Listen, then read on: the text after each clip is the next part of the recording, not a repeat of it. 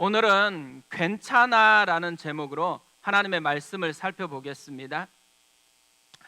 최근에 서울대 종교학과 교수님의 강의를 듣게 되었습니다. 제목이 굉장히 호기심을 자극했는데요. 원래 제목이 이렇습니다. 이 시대 종교가 필요한가? 이 강의를 들어보니까요, 교수님께서 현대 사회에 일어나고 있는 두드러진 두 가지 현상을 이야기를 합니다. 첫 번째 현상은 탈종교화 현상입니다. 이 탈종교화는 세계적인 추세인데요, 우리나라가 훨씬 유독 강하게 나타난다고 합니다. 한국갤럽에서 발표한 한국인의 종교의식에 대한 결과를 보면 2005년에는 무종교라고 얘기한 사람이 47%였대요. 그런데 2021년에는 자신은 종교가 없다라고 이야기하는 사람이 무려 60%가 됐다라는 것입니다. 문제는 이 퍼센트가요, 젊은 층으로 가면 더 심각해진다라는 거예요. 40대는 68%였고 30대는 70%, 10대와 20대는 보니까 78%가 되었습니다. 그리고 2년 지나고 나서 2023년에 또 조사를 했는데 이때는 더 높아졌습니다. 무려 63%의 사람들이 무종교라고 대답을 했다라는 거죠. 그리고 또 한 가지 특징이 뭐냐면 개인화 현상입니다. 지금이 어느 때보다도 개인에게 선택의 기회가 가장 많이 주어진 시대래요. 그러면서 이 선택에 대한 책임을 개인이 져야 되잖아요. 그래서 엄청나게 피곤한 시대라고 또 이야기합니다. 그뿐만 아니라 동시에 자기가 누구인지, 또 자기 삶의 진짜 의미는 무엇인지를 찾고자 하는 그런 갈망이 어느 때보다도 높아진 시대래요. 그래서 영적인 갈증, 영적인 갈망이 어느 때보다도 높아진 시대가 지금 시대래요. 그러다 보니까 독특한 현상들이 생겨났습니다. 산티아고 순례길 들어보셨죠? 이 유럽에 있는 이 산티아고 순례길을요, 한국에 있는 젊은이들이 엄청나게 비용이 들어가는데도 돈을 내서 찾아간대요. 그들이 카톨릭 신자냐? 그렇지 않대요. 그리고 카톨릭 신자가 되고 싶어서 그러냐? 그것도 아니래요. 근데 왜 갈까요? 이들이 가는 주된 이유가요, 자기가 누구인지, 자기 삶의 진정한 의미가 무엇인지를 찾기 위해서 간다라고 이야기를 합니다. 또 템플스테이도 이야기하는데요, 원래 이 템플스테이는 2002년에 월드컵에 오는 많은 외국인들을 이렇게 좀 편안하게 쉴 수 있도록 하기 위해서 시작됐대요. 그런데 2002년부터 2023년까지 무려 649만 명이 템플스테이를 참여했대요. 그런데 놀라운 것은요, 2002년에서 2023년까지 불교에 무슨 일이 일어났냐? 300만 명의 사람들이 불교를 떠났다라는 것입니다. 649명이 템플스테이를 참여를 했잖아요. 그런데 오히려 300만이 줄어드는 이상한 현상이 생겨났다라는 거예요. 저는 이 강의를 들으면서요, 되게 중요한 두 가지를 깨닫게 됐습니다. 하나는 뭐냐면 지금도 여전히 영적인 갈증이 있다라는 거예요. 영적인 갈망이 있다라는 거예요. 교회에서 어떤 분들하고 이 얘기를 나누다 보면요, 왜 전도를 안 하거나 왜 이렇게 사람에게 관심을 안 두냐라고 물어보면 대부분 그분들이 영적인 관심이 없다라고 이렇게 얘기를 하는 경우가 많거든요. 근데 반대래요. 오히려 영적인 갈증이 훨씬 증폭된 그런 시대래요. 영적인 목마름이 어느 때보다도 높아진 시대, 그 시대가 지금 우리의 시대라고 이야기를 하는 것입니다. 이제 명절 연휴가 끝났잖아요. 명절 연휴 동안에 저는 집에만 거의 있었거든요.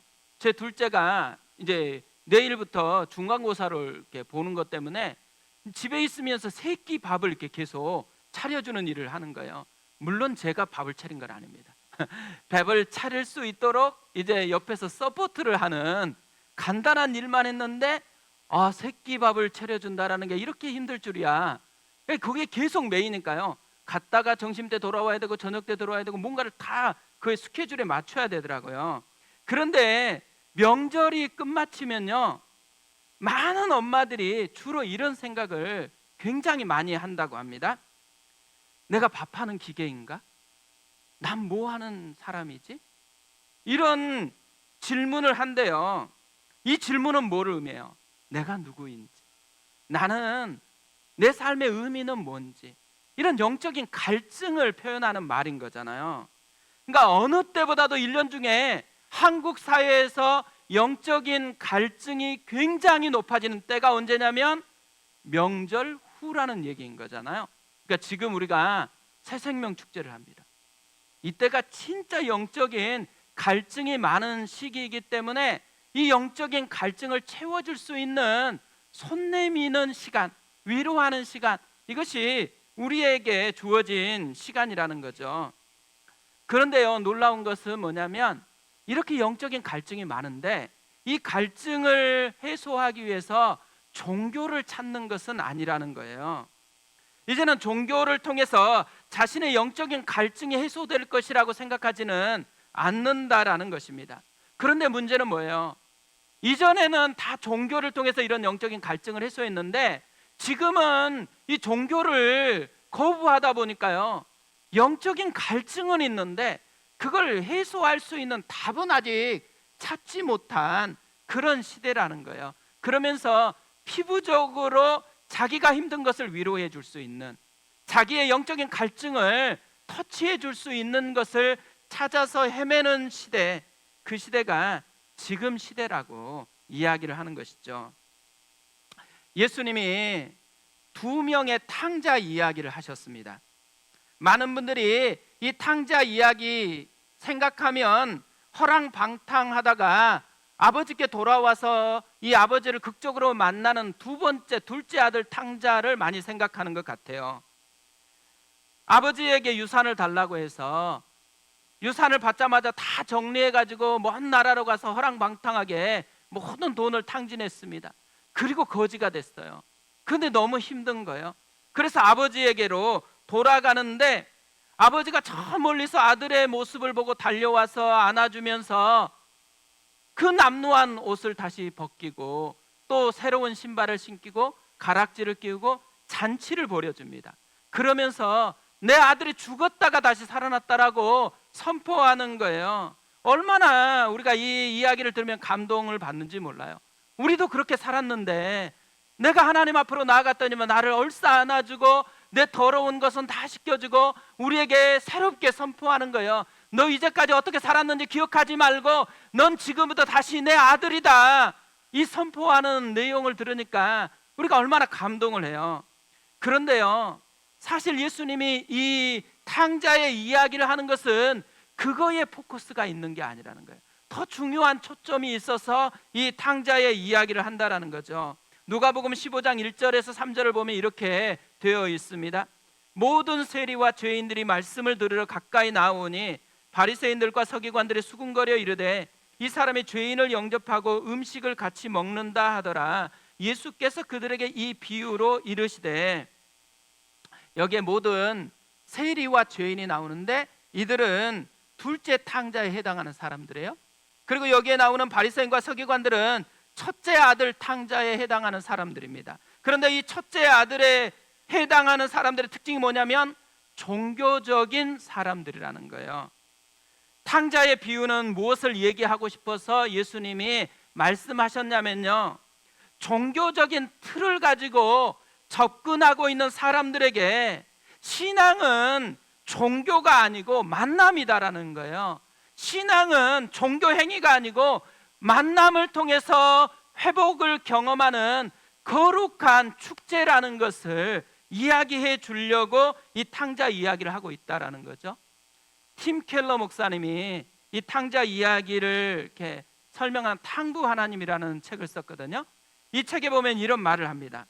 오늘날 우리로서는 이해하기 힘들지만 기독교가 세상에 처음 출현했을 때는 종교로 불리지 않았다. 종교가 아니었다. 기독교는 종교가 아니라 제3의 존재요, 전혀 다른 무엇으로 인식되었다. 뭘 얘기하는 거예요? 지금 우리의 시대는 종교에서 답을 찾으려고 하지 않잖아요. 그런데 교회가 처음 시작했던 그때도 마찬가지였다는 거예요. 종교에서 답을 찾을 수 없었는데, 그런데 예수님이 와서 예수님이 자신을 보여주고 만나게 해줌을 통해서 뭘 경험했냐면, 그렇게 영적으로 갈증을 느꼈던 사람이 그 갈증을 해소하는 만남의 축복을 경험했다라는 것이죠. 그래서 기독교는 만남이고 사건이라는 것입니다. 실제적으로 우리를 찾아오신 하나님을 만나는 사건, 이것이 기독교라고 이야기하는 것이죠. 로마서 8장 32절에서는 이렇게 말씀합니다. 자기 아들을 아끼지 아니하시고 우리 모든 사람을 위하여 내주시니가 어찌 그 아들과 함께 모든 것을 우리에게 주시지 아니하겠느냐. 이런 하나님을 만나는 이 은혜를 경험하는 것이 기독교라는 것이죠. 근데 불행이 뭐예요? 오늘날은 기독교가 종교가 되어버렸다는 것입니다. 만남은 없어지고 예배의 틀만, 예배의 형식만 남게 됐다는 거예요. 그러니까 기독교에서 가장 큰 비극이 뭐냐면 종교화되었다는 거예요. 만남이 종교화가 되어진 것, 이것이 가장 큰 비극이라는 거죠. 오늘 말씀은요, 성전과 왕궁을 완공한 후에 하나님이 솔로몬에게 나타나서 다시 말씀하신 것을 기록한 이야기입니다. 성전을 향해서 기도 응답했던 그것을 기억하게 하시는 말씀인 거죠. 솔로몬이 성전이 완공된 후에 성전을 향해서 기도를 했습니다.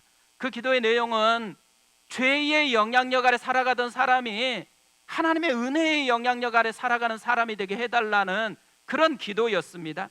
그런데 이 기도가 끝마치자마자 하나님은 이미 응답을 해주셨어요. 하늘에서 불을 내리고 하나님의 성전에 하나님의 영광으로 가득 채워주셨습니다. 그리고 나서 이제 시간이 흘렀어요. 솔로몬의 성전은 7년 동안 건축되었고요, 그 후에 13년 동안 왕궁을 건축을 했습니다. 13년이라는 시간이 흐른 후에 하나님께서 다시 솔로몬에게서 나타나서 하신 말씀, 그것이 오늘 우리가 읽은 말씀이라는 거예요. 이미 이 13년 동안 무슨 일이 일어났어요? 성전에서는 제사가 활발하게 드려지고 있었습니다. 그런데 불쑥 하나님께서 나타나셔서 솔로몬에게 다시 말씀하는 거예요. 12절 14절을 다시 보겠습니다. 밤에 여호와께서 솔로몬에게 나타나사 그에게 이르시되 내가 이미 내 기도를 듣고 이곳을 택하여 내게 제사하는 성전을 삼았으니 혹 내가 하늘을 닫고 비를 내리지 아니하거나 혹 메뚜기들에게 토산을 먹게 하거나 혹 전염병이 내 백성 가운데 유행하게 할 때에 내 이름으로 일컫는 내 백성이 그들의 악한 길에서 떠나 스스로 낮추고 기도하여 내 얼굴을 찾으면 내가 하늘에서 듣고 그들의 죄를 사하고 그들의 땅을 고칠지라. 핵심이 뭐예요? 성전에서 네가 했던 기도를 내가 기억하고 있다, 이 말인 거죠. 지금 계속해서 성전에서는요 제사가 드려지고 있어요. 그런데 13년 만에 하나님께서 다시 나타나서 뜬금없이 13년 전에 성전에 대한 기도의 약속을 다시 상기시키고 있다는 거예요. 왜 그랬을까요?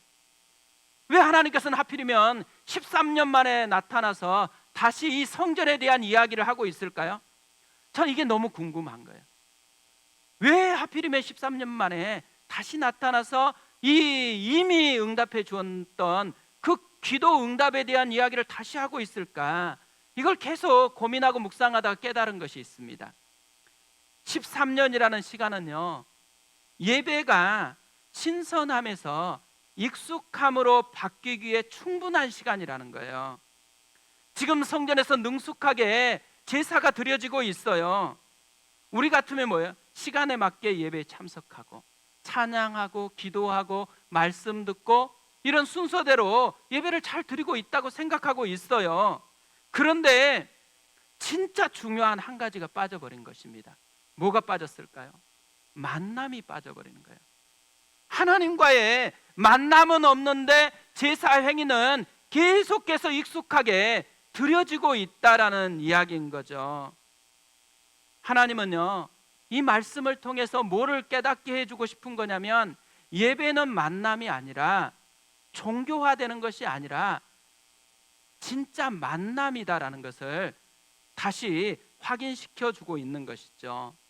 그것을 위해서 하나님께서는 솔로몬에게서 두 가지를 다시 이야기를 합니다. 하나는 그들의 죄를 사하고, 여기서 사한다라는 말은 어원적으로 보면 뿌린다라는 말이에요. 그러니까 짐승의 피를 뿌려가지고 우리의 모든 죄를 씻어주신 것을 의미하는 거잖아요. 우리가 오늘 또 예배를 드리러 왔습니다. 오늘 예배에서 우리가 만나야 되는 진짜 중요한 사건은 뭐겠어요?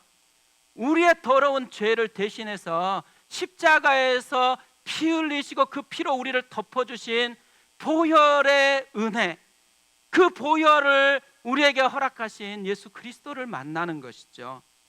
또 하나, 그들의 땅을 고치어 주겠다고 약속합니다. 이 고치다라는 말은요, 우리가 사실 굉장히 잘 아는 말이에요. 라파라는 말입니다. 여호와 라파, 치료하시는 하나님. 예배는요, 치료하시는 하나님을 만나고 내 문제, 내 상함, 내 꼬여 있었던 것이 회복되어지는 기쁨을 경험하는 시간이라는 것을 우리에게 알려주고 있는 것이죠. 성전에서 누려야 되는 것은요, 얼마나 순서를 잘 지키는가가 아니에요. 이 속에 찾아오신 하나님을 어떻게 만나는가, 그 하나님을 통해서 내 문제가 어떻게 회복되어졌는지를 경험하는 사건이 성전의 본질이라는 것을 우리에게 알려주고 있는 것이죠. 명절 연휴 동안에 저는 빌립보서 4장 말씀을 계속 묵상을 했습니다. 이 빌립보서 4장을 묵상하는 이유는요, 내일부터 다시 새벽 예배가 시작되는데, 이제 이 새벽 예배 때 빌립보서 4장부터 말씀을 전해야 되거든요.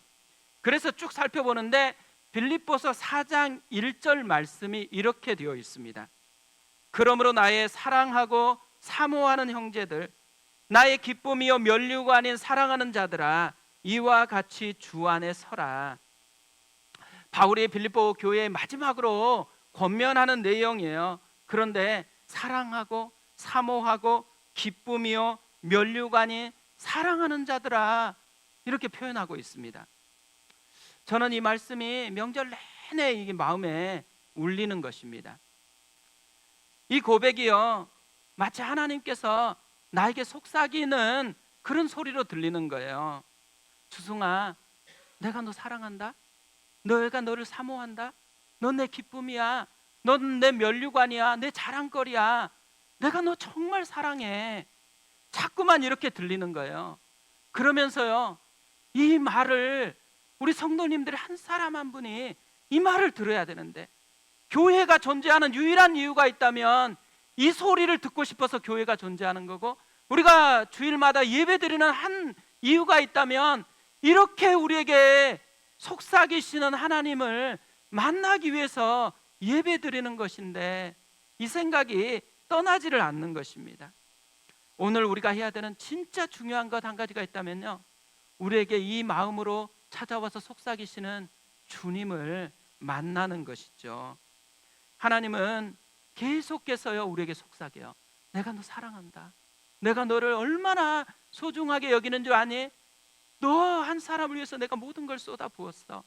계속 성경을 통해서 우리에게 속삭여요. 문제는 어디에 있어요? 이 음성을 우리가 듣지 못한다라는 것입니다. 하나님은 계속해서 우리의 마음을 두드리면서 속삭이는데도 불구하고 우리는 이게 안 들려요. 그러니까 어때요? 하나님이 날 사랑하지 않는 것 같아요. 하나님이 내게서 너무 먼 것 같아요. 이런 감정을 가지고 아이러니하게 그 옆에서 계속 두드리고 있는데도 불구하고 우리는 계속 메마른 채로 이렇게 살아가는 모습, 이것이 우리의 모습일 때가 많은 거죠. 근데 왜 이럴까요? 하나님은 그렇게 속삭이는데 왜 우리는 듣지 못할까요? 주파수가 맞지 않기 때문이라는 거예요. 주파수를 맞춰야지 소리가 들리게 되어 있잖아요.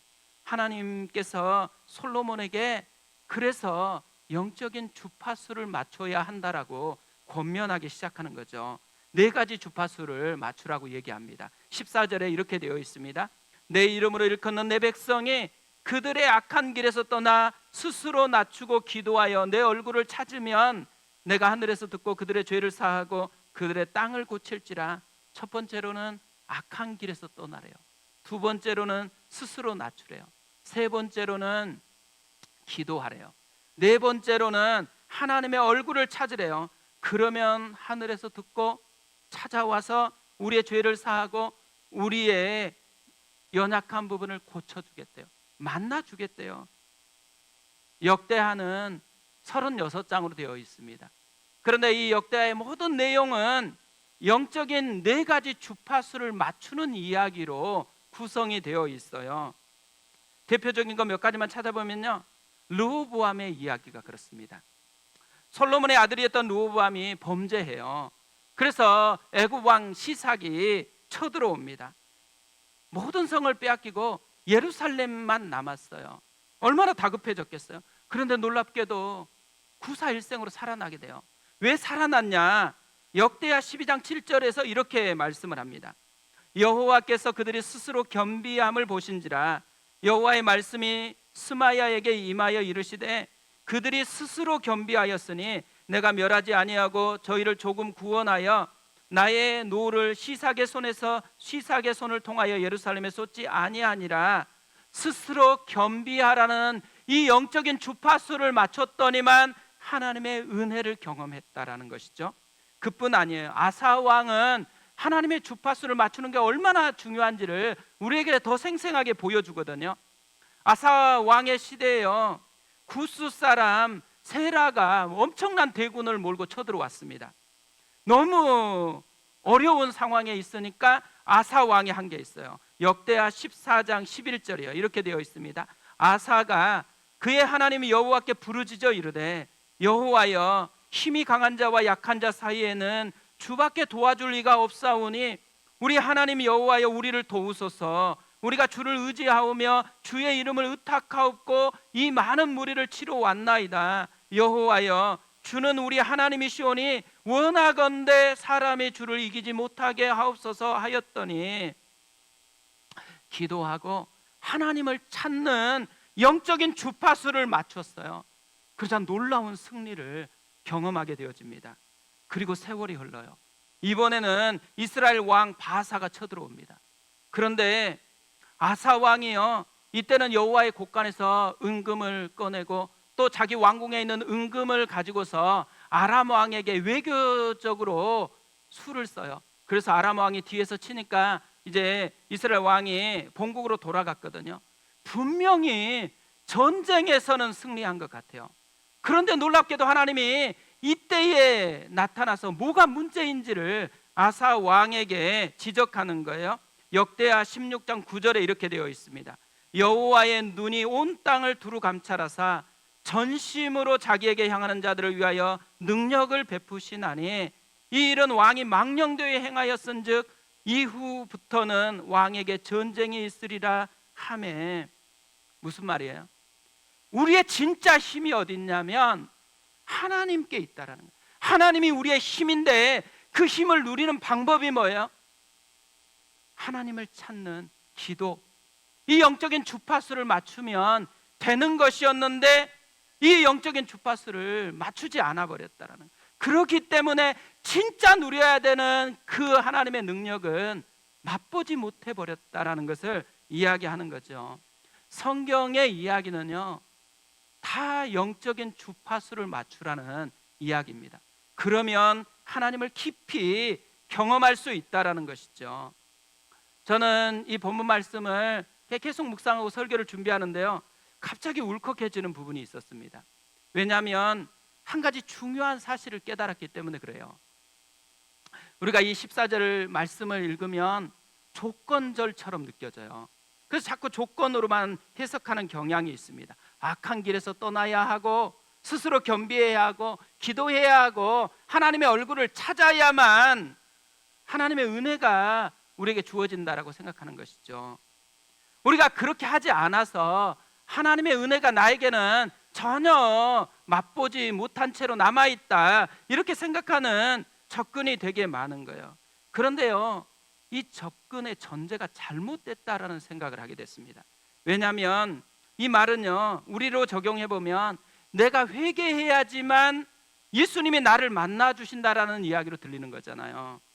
하지만 내가 회개했기 때문에 예수님이 나를 만나려고 찾아온 것은 아니었어요. 내가 회개하니까 내 죄를 용서하기 위해서 예수님이 십자가에 못 박힌 게 아니에요. 내가 회개하기 전인데도 예수님이 먼저 내 죄를 위해서 십자가에 못 박혀 죽으셨습니다.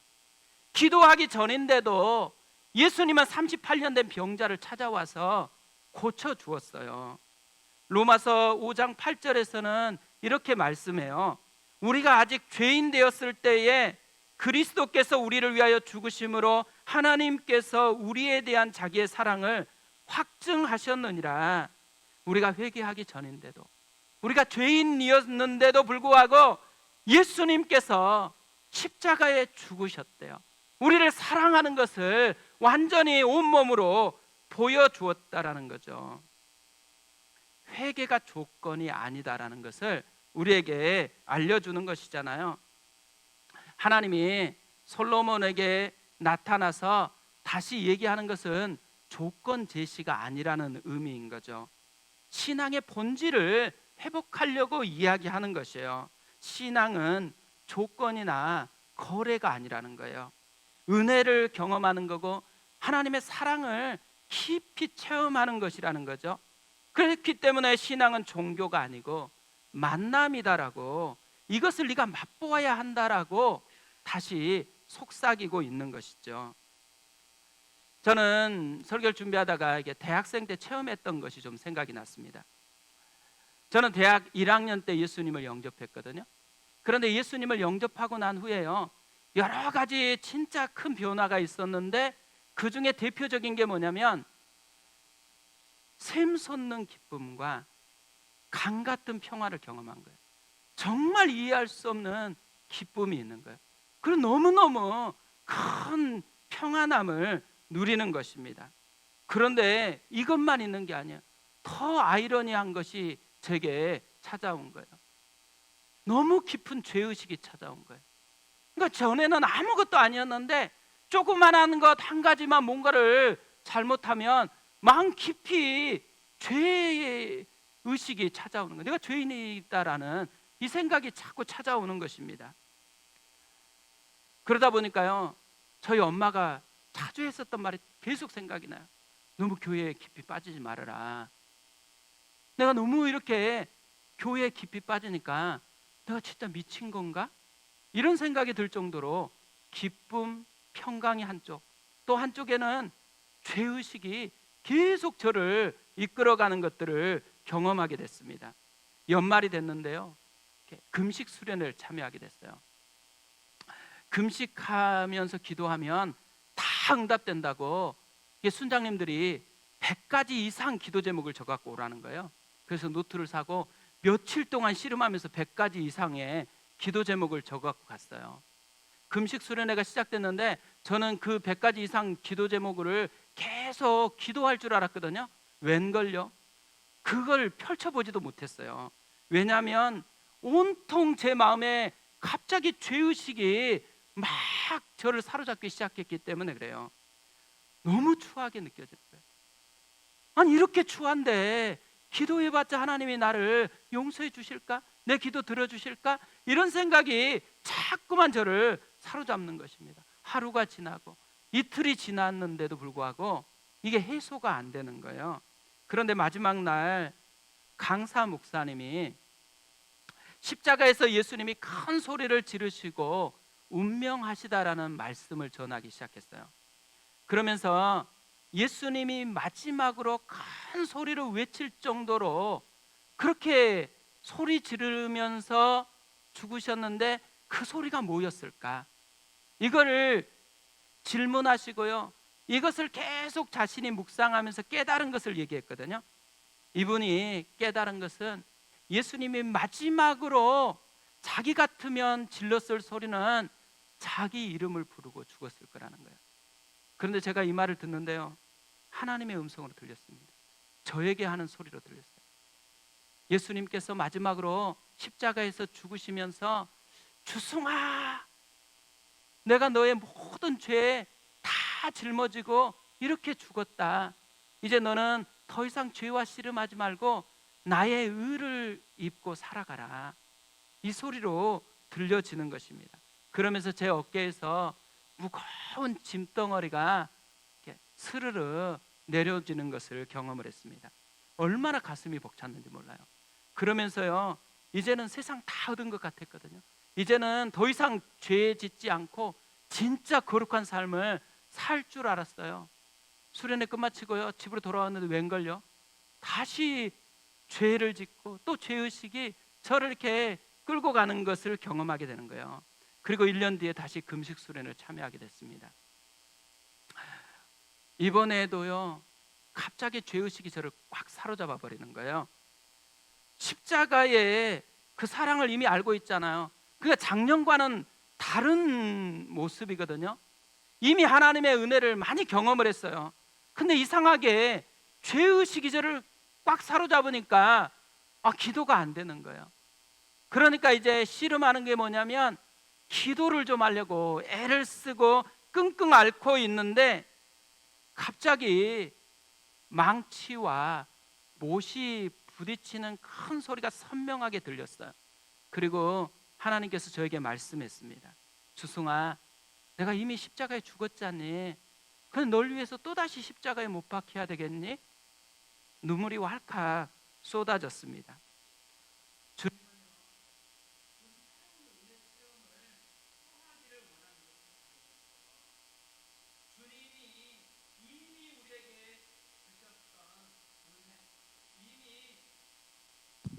이미 우리에게 풍성하게 주었던 그 십자가의 사랑을 지금 믿음으로 내가 받아들이고 그것을 붙들고 누려야 된다라는 이 사실을 깨닫게 해주셨습니다.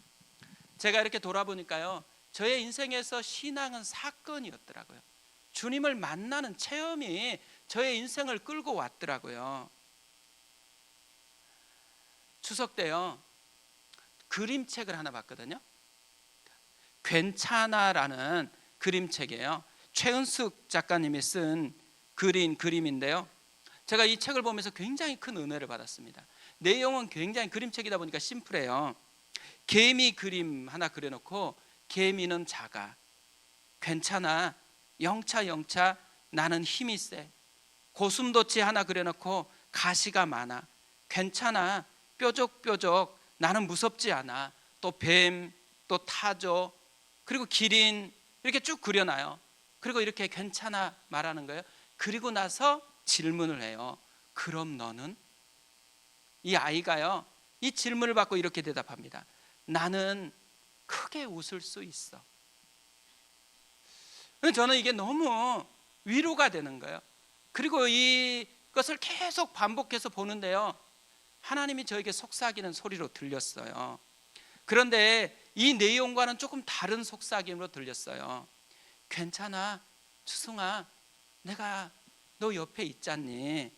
괜찮아, 부족해도 내가 십자가에서 널 위해 죽었잖니. 저는 이 음성을 듣고요, 오늘 솔로몬에게 13년 만에 찾아와서 예수님께서 또 하나님께서 하신 말씀을 한마디로 압축하면 이 말이다라고 생각이 됐어요. 괜찮아 솔로몬, 내가 너 옆에 있잖니. 내가 너 죄 사하고 너 치료해 줄 거야. 오늘 이 시대, 힘겨운 이 시대를 살아가면서 탕자처럼 방황하는 우리에게 주님이 속삭이는 소리가 있어요. 괜찮아, 내가 너 옆에 있잖니. 괜찮아, 내가 너를 사랑해. 끊임없이 하나님께서 우리에게 속삭인다라는 거죠. 예배는, 신앙은 사건입니다. 만남이에요. 오늘 우리가 주님을 만나는 이 은혜를 가지고 누군가에게 가서 이 은혜를 전달하는 거죠. 오늘은 집에 가시면요, 자녀를 보면 꼭 안아주면서 이렇게 말씀해 주세요. 괜찮아, 하나님이 널 사랑하셔. 괜찮아, 하나님이 널 위해 십자가에 아들을 내어주셨어. 누군가 힘들어하는 사람, 외로움 때문에 또 괴로움 때문에 힘들어하는 사람이 있으면 가서 전달해 주세요. 괜찮아, 예수님이 널 사랑하셔. 괜찮아, 예수님이 정말 십자가에서 너의 모든 문제를 짊어지고 죽으셨어. 그 주님을 만나면 돼. 영적인 주파수만 맞추면 돼. 이 은혜가 이번 한 주간 우리 가운데 일어나는 사건 되었으면 좋겠습니다. 우리 그 마음을 가지고 찬양하고 기도하겠습니다.